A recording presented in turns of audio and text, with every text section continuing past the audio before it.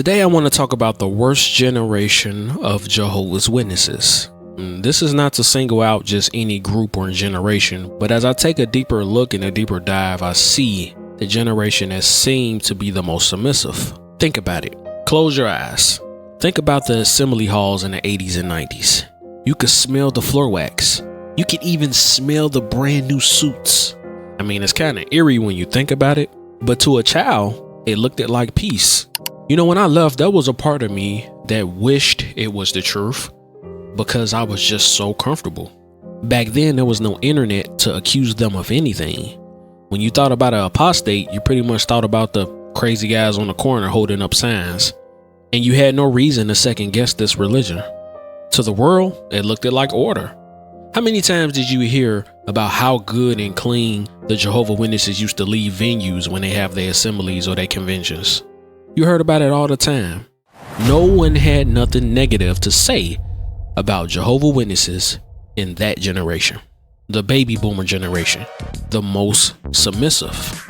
See, the boomer generation is probably, I would say, is the only generation that kind of got to live the American dream. This generation took a particular pride in the lack of why. They wore their submissiveness like a badge. This was the generation of the society says, or the slave says. They didn't need scripture. They just needed a page and a watchtower. This generation simply just did not ask a lot of questions. They had no need to. They got their information from the news. And if you really wanted to do deep research, well, you had to go to a library. This is where the saying, if you want to tell the truth, put it in a book, was thriving. Just complete human tradition and unquestionable obedience. This generation thinking ability was completely handed over to the men in New York. And in doing so, they pretty much set a trap for every generation that will follow.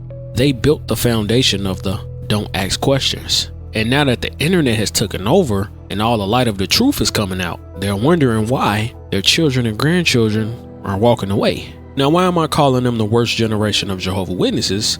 I know it's a harsh label, but this generation held a lot of responsibility. They were the bridge. They saw the transition from the old world to the modern world, yet they were still spiritually blinded. Most of them believed in what I would call yes man theology, especially in the Western culture. See, the boomers grew up in the era of the company man. You worked for a company for 40 years, you got the gold watch, and you didn't talk back to the boss. They imported that corporate culture directly into their worship. They were more submissive than faithful. But see, those are two totally different words with different meanings. This is when the elders thrived. The boomer generation became slaves to pleasing men. They cared more about what the leaders thought, what the elders thought, what the circuit overseer thought, about their kids, about how they dressed. It was complete performance. If you looked the part, you were strong. If you asked a question that wasn't in a paragraph, you were weak or an apostate. So what happened? So since the baby boomers were so submissive to the watchtower, they became the ultimate enforcers at home. It caused them to be harder on the next generation.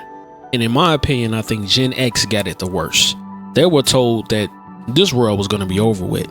They told them to just focus on Jehovah. They demanded to live for the new world. Many Gen X Jehovah Witnesses growing up did not expect to see the end of the 20th century. They told Gen X, don't go to college. The end is too close. They told millennials, don't have careers, don't have dreams, just pioneer. The baby boomer Jehovah Witnesses remind me of the Pharisees, described in Matthew 23:4. They bind up heavy loads and put them on the shoulders of men, but they themselves are not willing to budge them with their finger. See, Gen X and millennials were told to do what they're told. Complete obedience to systems and men. And Jehovah Witness boomers often pressured the next generation to do things that they never got to do. You're going to Bethel. I didn't get to go. You're going to Gilead. I didn't get to go. You should be a regular pioneer because I had to work for you to be able to do this. A lot of pressure. So boomers had a pretty decent life. Jehovah Witness boomers were able to pay off their houses, some of them, because back then a single income could support a family. It's not the case now. But they told their children to sacrifice their entire futures for a timeline that the boomers themselves didn't have to suffer for. They leveraged our lives to prove how loyal they were to the organization. Even outside the religion, millennials are still having a hard time buying a home. Some of them were able to look at their older siblings who were part of Gen X and see it didn't work out that well for them. And the world was still here. And see, this is actually the real tragedy. No one is taking accountability. Jehovah Witnesses were never taught to take accountability because the people they were submissive to never took accountability. It was always a conscious matter. Oh, if you really wanted to go to school, you could have went to school. That wasn't the case when you were younger. They were submissive to a system that hadn't really proved itself. And I'm just stating facts. And it goes so deep because it actually created a system in the homes where unconditional love was now turned into conditional. See, to keep the peace in the congregation, they sacrificed that safety, that love, that unconditional love, just to stay an elder. Some of you watching now can probably confess that if you got disfellowshipped, you got put out. Not everybody, but some of you did. And see, this was the generation. This one right here is what caused a lot of the problems.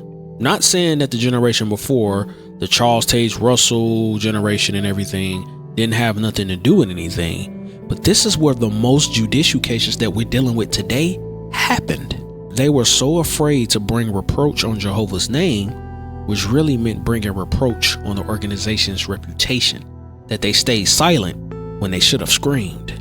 They followed policies over instinct.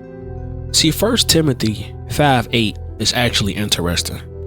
It says, certainly, if anyone doesn't provide for those who are in his own, and especially for those who are members of his household, he has disowned the faith and is worse than a person without faith. That's not just about money. That's about protecting your family for what's right. Sometimes you have to stand up for your daughter. You have to stand up for your son. You have to stand up for your wife. You have to stand up for your husband. And it may have to go against even the clergy or these men who have position, because they are not perfect. They can make mistakes. And we know Jehovah Witnesses are full of mistakes. This is why God says he has not given us a spirit of fear. Too much submissiveness to men can turn men into cowards. And once the person who is your hero doesn't protect you or doesn't stand up for you, you're going to always look at them different. A lot of baby boomer Jehovah Witnesses provided food, but they failed to provide protection. This is why we have so many CSA cases that are popping up now from 20, 30 years ago. This is what allowed the 2-witness rule to thrive. Keeping the policy in house, they allow predators to walk free and victims to be silenced. The boomer generation put the congregation over their household, thus is having a bad effect. Because to Gen Z and Alpha, this isn't faith, it's betrayal of the highest order. CJW boomers pressured Gen X and millennials to be perfect examples. Every time a Gen X child wanted to express a doubt or dress differently, the parents didn't ask, how are you feeling? They asked, what will the elders think? Do what you're told. This was the generation that produced so many undiagnosed mental health issues. They traded their children's mental health for the approval of the body of elders. They wouldn't take their children to therapy because Jehovah is their therapy. The young people ask, is their therapy. And so what's going on now is why you only see old people at the Kingdom Hall is because 1, the internet, and 2, Gen Z and Alpha no longer respects it. Boomers are looking at Gen Z and Gen Alpha, the youngest generation right now, with confusion and anger. They say the kids have no respect for truth. They're soft. They don't have the endurance we had. But see, the problem is they're not reading the room correctly. This isn't a lack of respect for God. It's for the hypocrisy of being submissive. See, the boomers were in a world where truth came from the stage. If the society said the date was 607 BCE, the Jehovah Witness boomers said amen. But see, Gen Z and Alpha, they have supercomputers in their pocket. They can verify a fact within 3 seconds. So when they see their JW boomer grandparents or parents or guardians doubling down on proving falsehood just because the governing body said so, they don't see faith. They see the lack of integrity. So Watchtower is falling, and it's gonna fall. For hundreds of years, the Watchtower organization or any cult or any group, was able to get away with this. But Gen Z and Alpha are the other party. They are cross-examining the history, the finances, and the policies. They're able to see how submissive the JW boomers were to a narrative that just doesn't hold up. They ain't buying it. They ain't. They're going to verify it. They're going to go on the internet and they're going to verify it. The joke is on the witnesses that's still in. And they're wondering why. Not even my grandbaby want to go to the hall with me. Younger generations are refusing to wear the mask. And thus some of them don't know where to go. The kingdom halls are shrinking. The ones that are still in are in because this is all they have. Their submissiveness costs them everything. So me labeling this generation as the worst is not out of malice or nothing like that. But it's an audit of the results. A tree is known by its fruit. And the fruit of that era was complete submissiveness. The Gen X and millennials are exhausted. And Gen Z and Alpha are on their way to being gone. This generation was so busy being submissive to the organization that they forgot to be discerning. New light worked because they accepted it, even if it contradicted old light, and they forced the next generation to pivot every time the wind blew. This strict loyalty that they had for the organization required them to ignore their own conscience. This generation, whether you like it or not, was responsible for elevating every letter from the branch and every suggestion from the circuit overseer. Their faith was based off of checklists of man-made commands and policies. They created a culture where being spiritual meant having high hour counts on a report slip.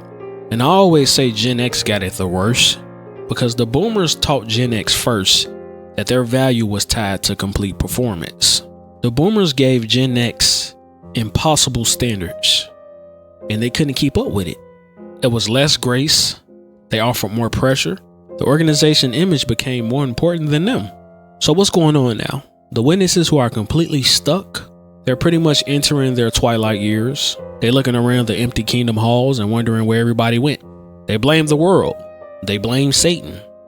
They blame the youth. But the issue with the generation was they never looked in the mirror. Accountability, pride, and God hates pride. This generation has not realized that respect isn't something you're owed because of your age or your title or the fact that you're an elder or a pioneer. You gotta earn it. Thus, the younger generations, Gen Z and Alpha, and probably Beta too, they see it for what it is, a fear-based surrender. You can't build a life on avoiding shunning. You can't build a relationship with God based on not getting in trouble with the elders. True faith requires freedom to say no, or it means nothing when you say yes. So if you're a Jehovah Witness who are still carrying the weight of the Jehovah Witness boomers, who I call the worst generation of the Jehovah Witnesses, you're allowed to put that bag down, that heavy weight. You don't owe your life to a system that your parents chose out of submissiveness. To the Gen Z and Alpha who are being called disrespectful, young and dumb, understand that your disrespect is actually a demand for truth. Majority are refusing to be submissive to human traditions. It's not all their fault. The Jehovah Witness boomers chose to be the most submissive, and they didn't ask the hard questions for you. We've been all sold a lie. We've been sold a lie in society. My call is for you to wake up. This is the case. Everybody be blessed. Later. Hey, real quick, if you've come out of Jehovah Witnesses or any high control group, or you're just starting to learn about Jesus for yourself, I've made a space for you. We've got a private Facebook group for healing and support. If you want to share your story and have it read on the channel, you can email it privately to nomorecults@lifeissimple.org. This inbox is for serious inquiries only. Any debating or trolling will be completely ignored. No need to include your real name. And if you just really want to support the channel and the mission, you can become a channel member and get cool Christian badges, Jesus emotes, shoutouts, and your names in the credits. All the links are in the link tree below. God bless.